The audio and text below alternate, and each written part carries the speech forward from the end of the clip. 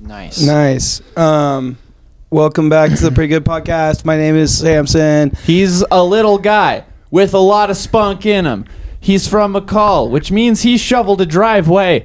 He can be seen at open mics around town. He can also be seen right there. He skis, he jokes, he's loud, he's proud. You've heard of him from all around this podcast. He's the co-host. He's kind of in charge. Just kidding. But his name is Samson Large. Woo! That's me. Oh my God. Wow. Did you write that? Yeah. Just now? Uh-huh. You're better than ChatGPT, man. Thank you. And that proves it because while we were setting up, Max wrote that whole little bit, and I tried to get ChatGPT to write a script about two people named Max and Samson having a pretty good day, and it could not understand me. So I'm bad at ChatGPT, I guess. Welcome to our rap album angle. I like this upper angle because it makes our jawlines look really good. Why do you ever wonder why women take pictures like this?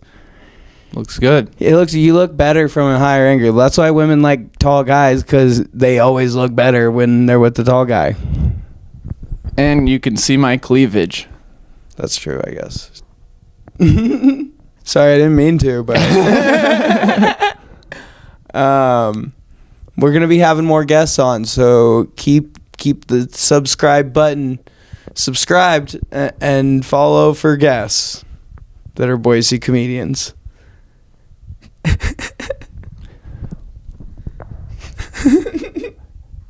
Are you a rude?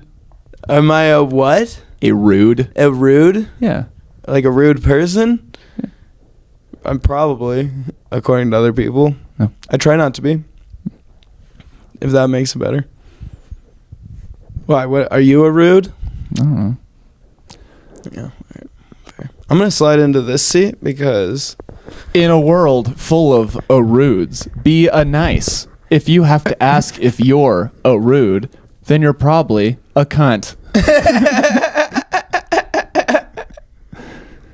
Shit. I was trying to figure out how to say... Okay, the reason that came about was because at work, somebody left a note in a car that I think their last name was like Arude or something, but they wrote it on a note and it looked like they... I think their name was like Amaya... I'm not... Wait. It looked like they wrote, "Am I a rude?" Like the question, "Am I a rude?" I think I know this person. Well, right on. So now we know that it's a name. Is she cool or whoever cool with us saying her name? Or I don't know if she's cool with us saying her name. I don't know her super well, but she's a nice gal. All right. Well, and maybe if we don't go into any more detail. Okay. I mean, do you think I could probably figure out a way to censor it out enough? A lot of detail. I could figure out how to censor it out enough to where... Yeah.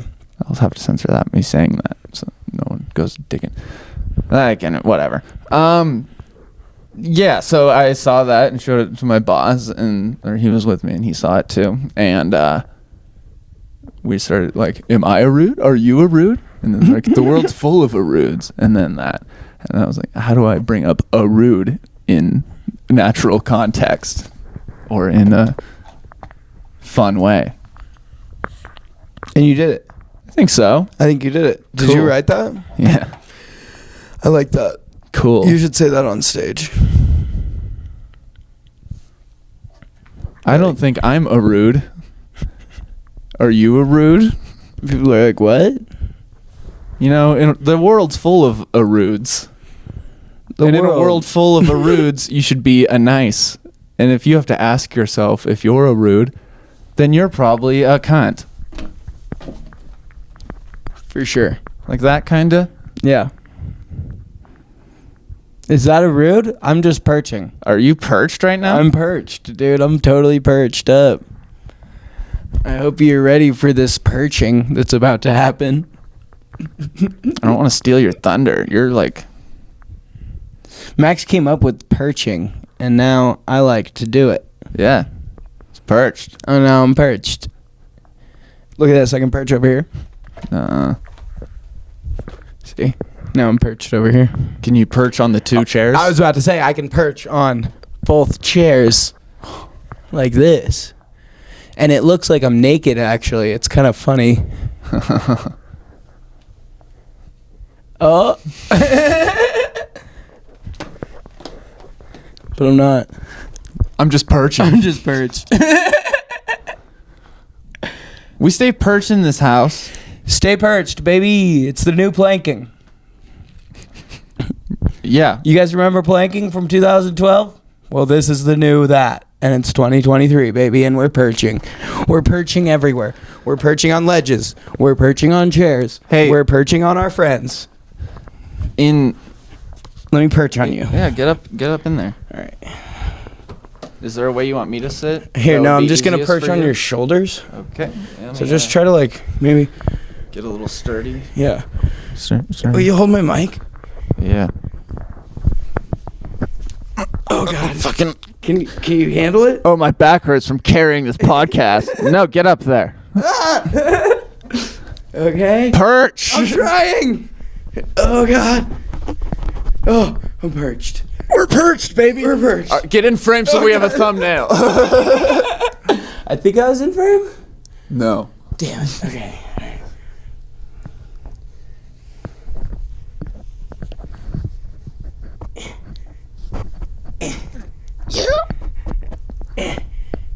And get lower and in frame. We're perched. In frame, we're perched. Okay. Okay. Sorry, you okay? Yeah. Okay. Yeah. That was a good perching. Whew. Perched. Okay, I'm gonna just perch on down. In perch. Ended perch session. That was a good, Do you want to perch on me later at the end of the show, maybe? maybe. I don't know. It's a lot, perching. Yeah, I'm pretty perched.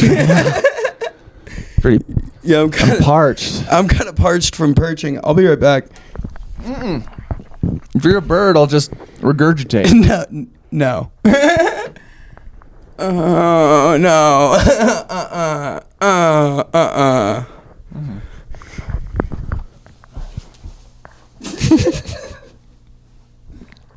Gulp.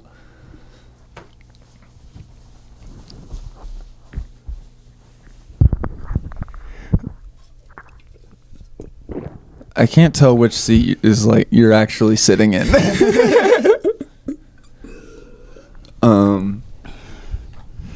Yeah.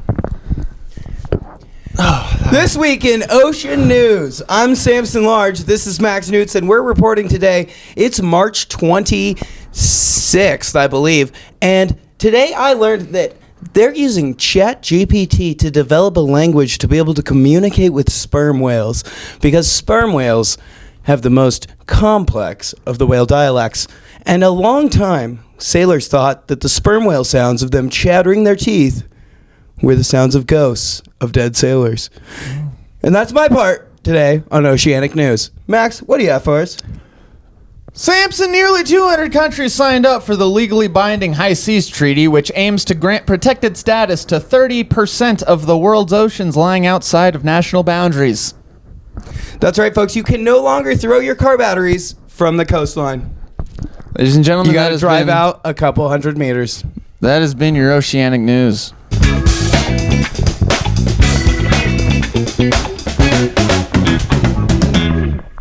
All right, and we're back. So really want to thank those guys for producing that segment for us. Samson and Max, they really have done a good job with that one. Yeah, good on them.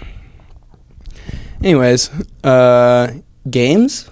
The Max news anchor keeps sexually harassing me. That guy, he does seem like a... Last night, he grabbed my dick. Really? For a long time. Oh, boy. Like 45 seconds. That's almost long enough to, like, finish. Yeah. What do you mean almost? I mean, on a good day, that's, like, just enough time. Yeah, that was like a record for me. Yeah, it's cool to know that like that's like a good Saturday for you. Yeah, what you just got to drink a glass of water or something and you're good to go. Yeah. Cool. It's not like a once in a lifetime like you need to talk about it on the internet kind of thing. No. I lasted 45 seconds in this bit, and that is a big deal for me in said bit. Dude, so fuck you in the bit. Oh, why? Because you clearly just need to jerk off more.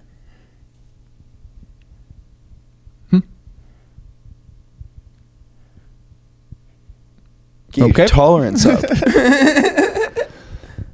Yeah, I could. And then you won't get, and then when you get sexually harassed by the news anchor yourself of you, Is that who that is? that's who that is. Huh. Uh-huh. And then maybe you'll last longer. While you're getting sexually assaulted by your other self. The fuck did you just say to me? Did you just indirectly tell me to go fuck myself? Yeah, I did. In the most indirect, discreet, Clever subtle girl. way. That's me, clever girl. Hey, in Star Wars, The Phantom Menace, you were familiar? I am. Okay. Wait. The Phantom Menace, is that the third? Or It's the first. the first. Where Anakin's a kid. a little guy? Yeah. And he pod races. Yeah. Yep. Did Qui-Gon fuck Anakin's mom? I can't confirm nor deny that Qui-Gon may or may not have fucked Anakin's mother in The Phantom Menace. And here are the reasons why. Max, can you please lay them out? Sure. So they show up. Okay, and Bad Qui-Gon news already. Qui-Gon, you know, he hangs out with the family, and he does spend some time with the mom. He's like calming her down when he's going to race. He convinces her of all that. He's a dapper motherfucker But with then- a soothing accent. And I know there was like that whole thing of like they had the bet to get the kid, but he didn't really try to get the mom out. And I feel like maybe he might have not have lasted long, or it's because of, you know, Jedi can't have feelings of attachment. So sorry, babe. You gotta stay. Are Jedis aren't allowed to have feelings of attachment. Are Jedis also like priests in that they're not allowed to have any sex? From what I've heard, I don't think so. I think they can't, but it's like attachment. They just have to be eternal playboys, dude. They're just just fuck boys of the galaxy, just fucking swinging sabers, dude. I think at the very most, I think they're allowed, the most feelings they're allowed to have for somebody is to be like, she's chill. Why can't they marry someone? That just seems so like weird. They're married to the Force. Yeah, but like And that way they are like a priest. Also, 'cause they've like- given their. also like that seems like the biggest selling point of the dark side to me. You can plow. No, Or get married. You can get married. And that seems to me like the dark side has a more wholesome twist to it. If it's just a bunch of Jedis who are in love, who are like, dude, I just want to still be a Jedi and also love my wife, you know? But maybe, what is the rate of divorce on Tatooine? It's got to be 50%. They have 2 sons.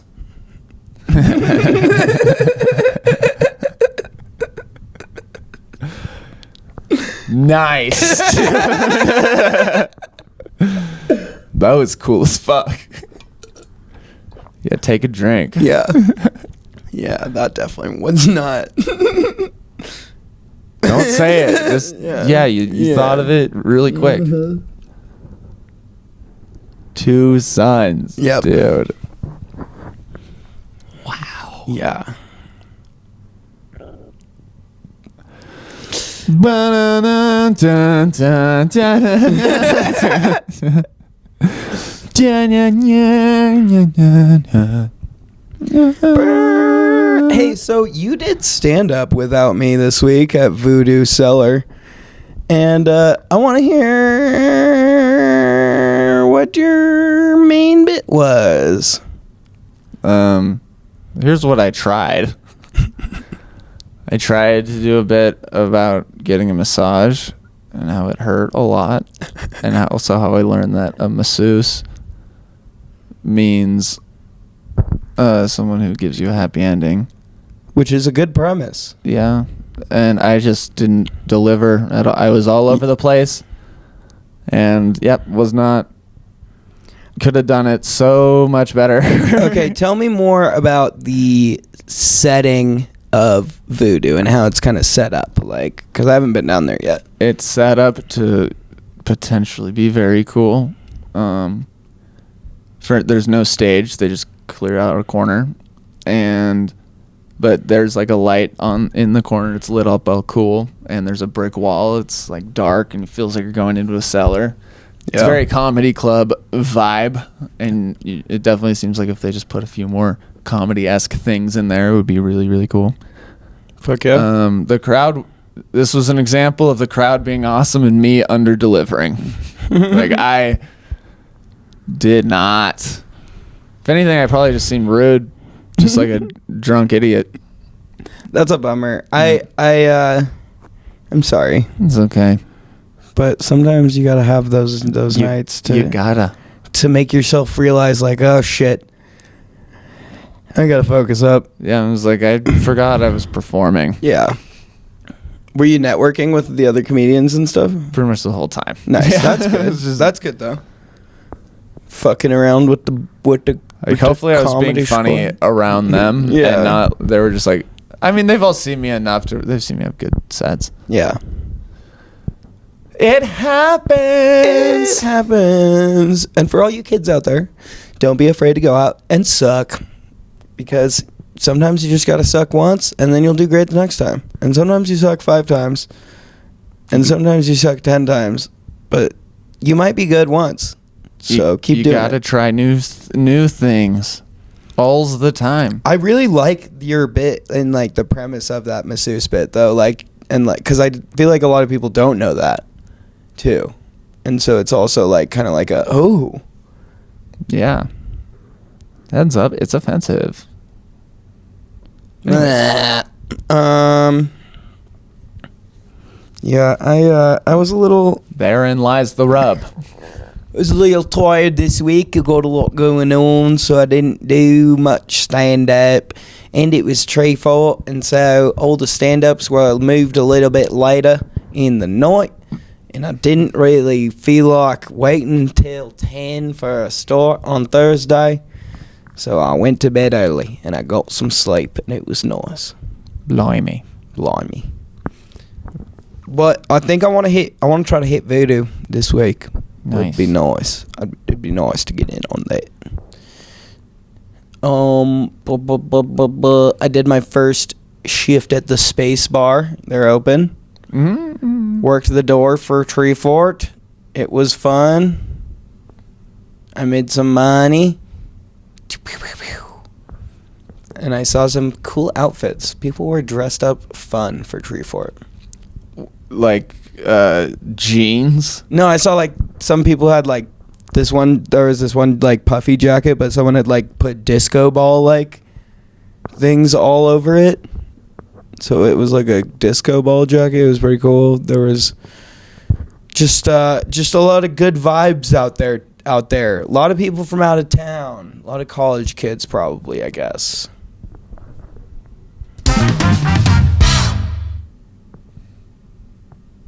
Mm-hmm. But I like the fun thing. I think the funnest thing about Space Bar is like most of the people who come in are like people who are like exactly our parents' age. Because that's like, you know, they were the kids in the mall playing the fucking stand-up games and shit in the 80s. And those are, like, the Gen Xers are fucking hilarious when they get all fucking drunk and shit. They're so funny, I think, because they're just fucking loud and, like, fucking woo, let's party, and it's like a bunch of 50-year-olds like just getting ripped, and I think that's fucking great, and I love it. It's kind of beautiful. It is beautiful. It's like they're just fucking living their best lives, and they don't give a fuck, dude. They're fucking 50 out dancing and fucking grooving and fucking moving to the groove, and I love that. And that's what you call pretty good people.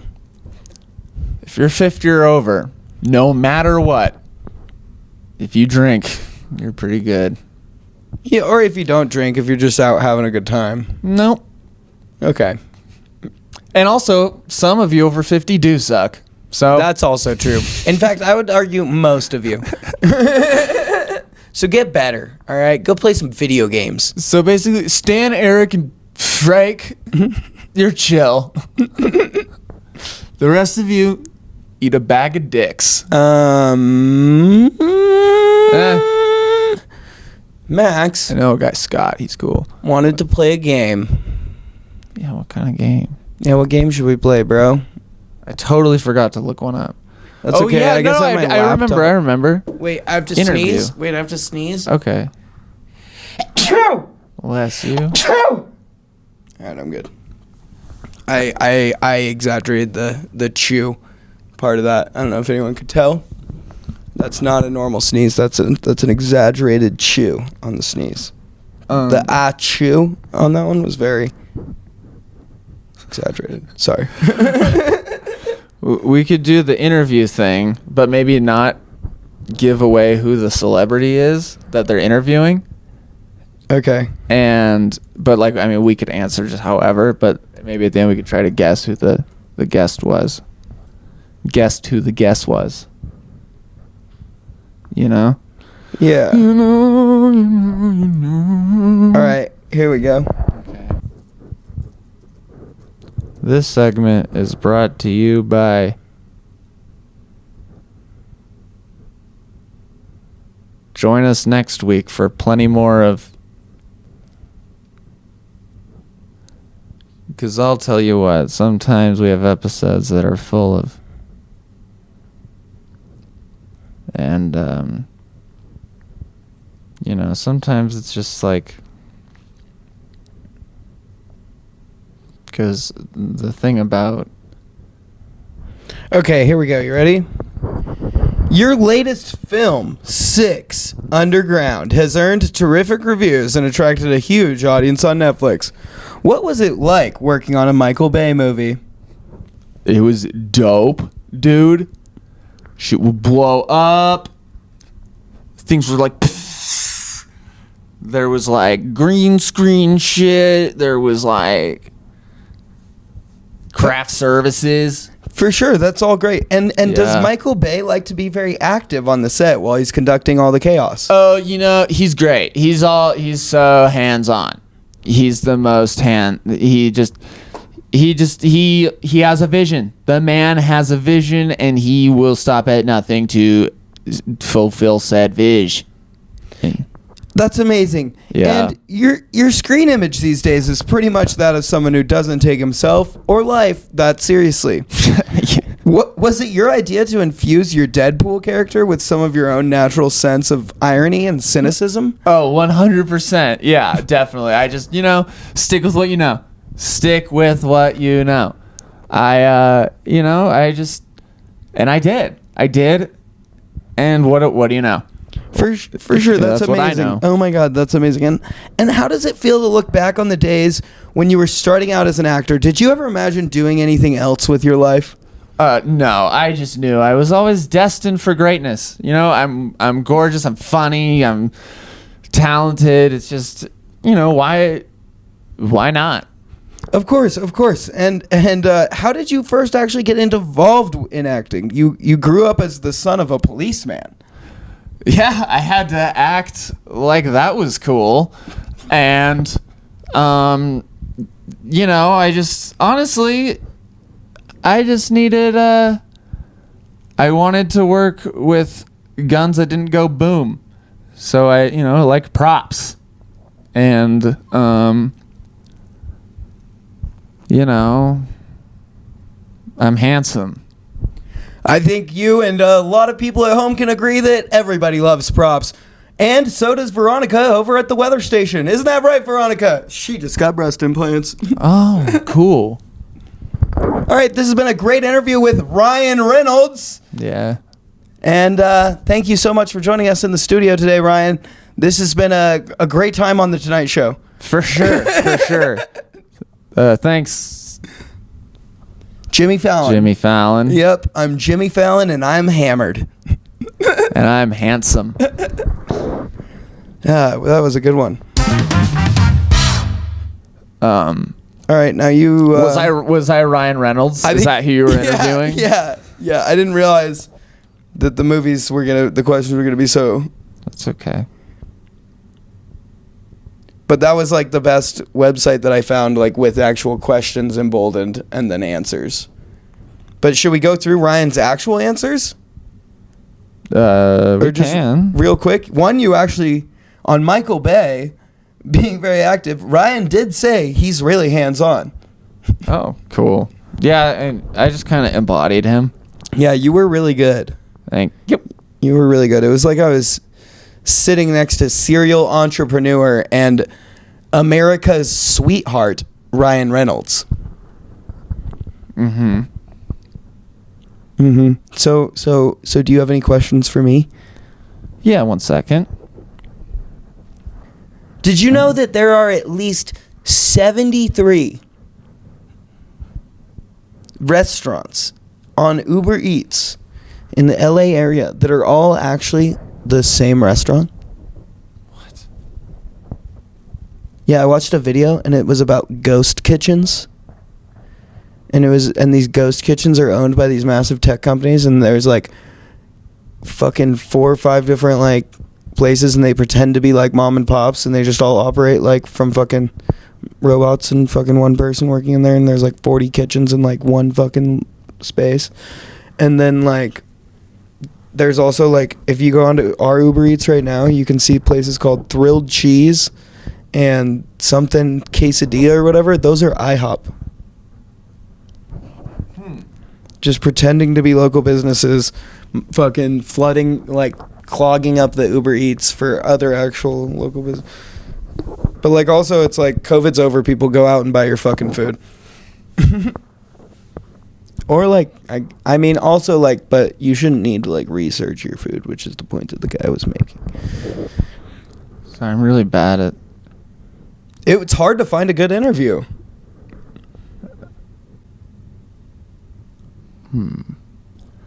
So your businesses are something that, obviously that in your film career is something that brings people together as well. Is that something that has attracted you to these different investments the way it is something that can connect people? These aren't widgets that you're selling. These are things that people can share in common.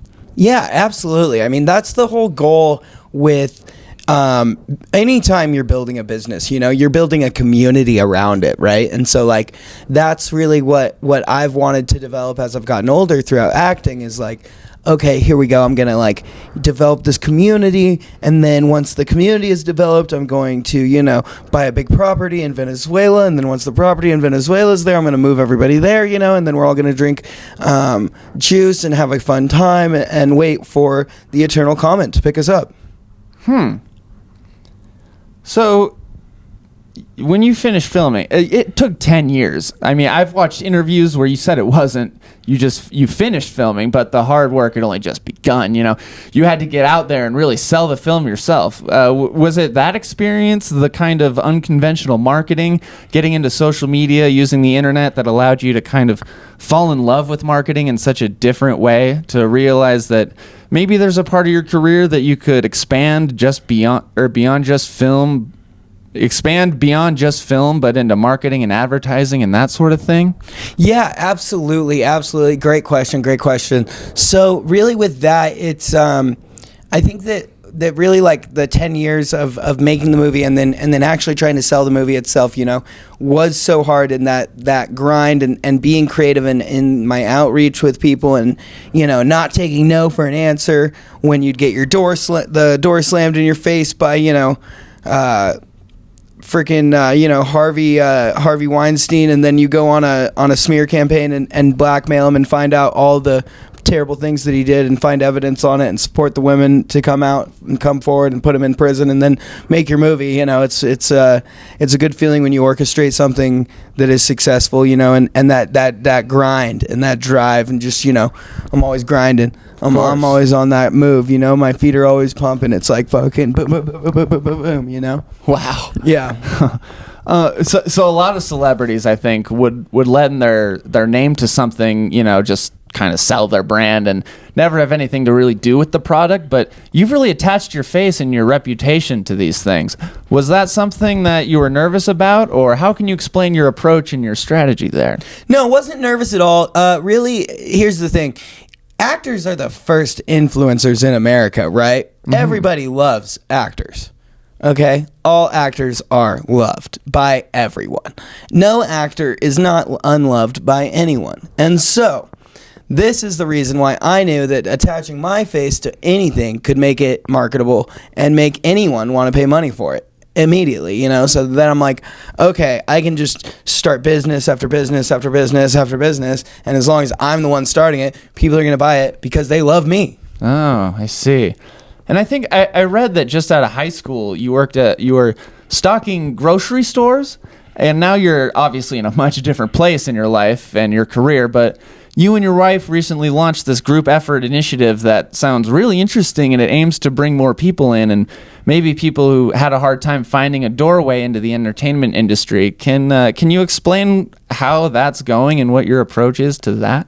Yeah, absolutely. So really, the entertainment industry has been being gatekept. Or gatekeeped, or gatekeepered by gatekeepers, such as rich people and rich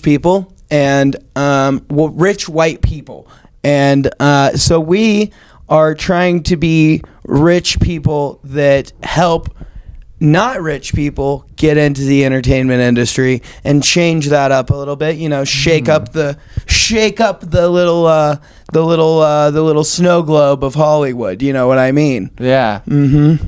For sure. Of course. Is that the kind of thing that you think we should be exploring more? Artificial intelligence in film, or is it kind of a sci-fi zone that has always been a subcategory? Artificial intelligence is interesting. I think that it's good for, certain things, making lists, identifying trends, and, helping out with organizational efforts. But I really think that AI is also very dangerous and should not be left to be uninhibited in any way, because then I think that we are going to have a full Skynet situation going on, and then I will have to create a Terminator that will go back and kill Elon Musk. We actually we have a clip of the show that's coming up. I'd love to play it for our viewers. Oh, that was a great clip. I'm so happy that you had that here. Yeah, I can definitely talk to that a little bit. So in that clip, we really were discussing kind of what we wanted the imagery to be with the film itself, and what kind of picture we wanted to paint it in the audience heads with using the frames that were given in that specific clip, and I think we did a really good job of emphasizing the point and the moral of the film with that one, with the movie overall, and that clip was a great one because it does just give a good overall vibe to the movie. Yeah, absolutely. Did you grow up as a soccer fan, playing soccer as a kid, or did you just fall in love with it as an adult? Oh, I mean, I've always loved soccer. I played it when I was little, and then I got a lot more into it. As I got older, in high school, and then out of college, just playing with guys, intramural and all that jazz, and watching soccer and talking with my uncle about it, and yeah, so I've always liked the sport, and but it's it's more of a live experience for me that I enjoy the most with it. Well, that's all the time we have. I can't thank you enough for this amazing conversation with Washington Post Live. Thanks for sharing your story and insights. It means a lot to me. Yeah, absolutely. Of course. I'm very happy to have this discussion with you as well. It's been a pleasure. You know who you were? Was I Ted Lasso?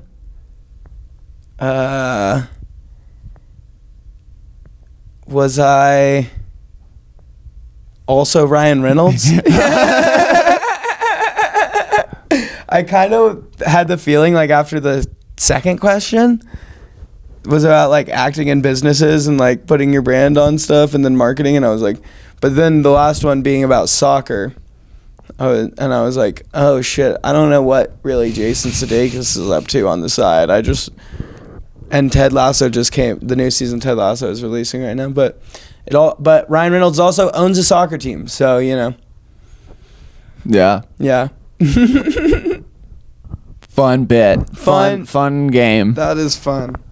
Fun little improv bit. Well, we're at 40 minutes. Should we? Yeah, Should we should. say that's all the time we have for today and see you next week? You did it. I did it. Yep. All right. See ya.